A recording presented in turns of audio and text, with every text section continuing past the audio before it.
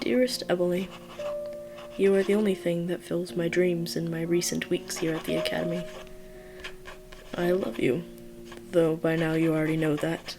My last letter was filled with the adventures I had in the caves of Baiju. This time I am eager to tell you of the mountains of Gregory. It was quite the perilous climb, with plenty of cold nights and hungry bears. Oh, how I miss your warm embrace. It would have made those nights as warm as a cool spring morning as compared to the freezing temperatures.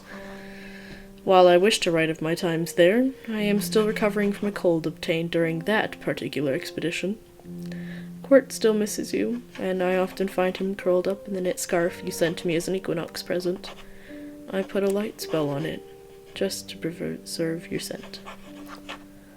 If Mrs. Fowle is still complaining of her migraines, I have found an excellent suppressor during my frequent library trips.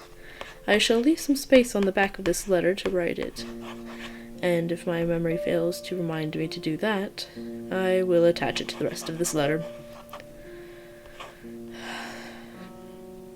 Every day I walk by that stream that you and I wandered into during your last visit, and I hear your laugh and its babbling. Speaking of babbling, I will be sending a trinket with you in the next parcel I can afford to send.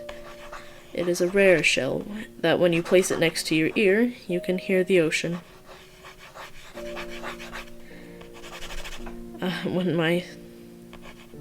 No. You and I shall go there someday. I have saved that trip for when we can properly be together once more and my studies are completed. When my studies are completed. Oh, how I long for that day. And yet, I cannot loathe this place. It is too wonderful, too awe-inspiring for me to hate it, even if it is the thing keeping us apart for the moment. Do not fret, however. I will still be...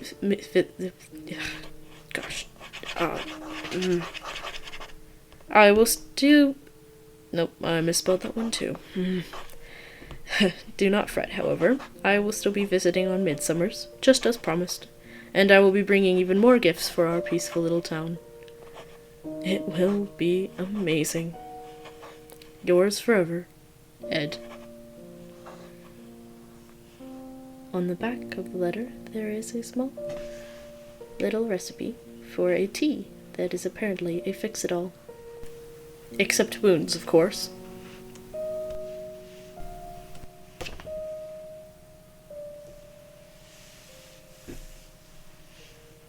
A love story brought to you by a pinch of basil. Letters to Emily. If you liked this video, please consider liking and subscribing. The music in the background is Comment by Kevin MacLeod. Thank you for following us. And be sure to catch us next time for the next Letter to Emily.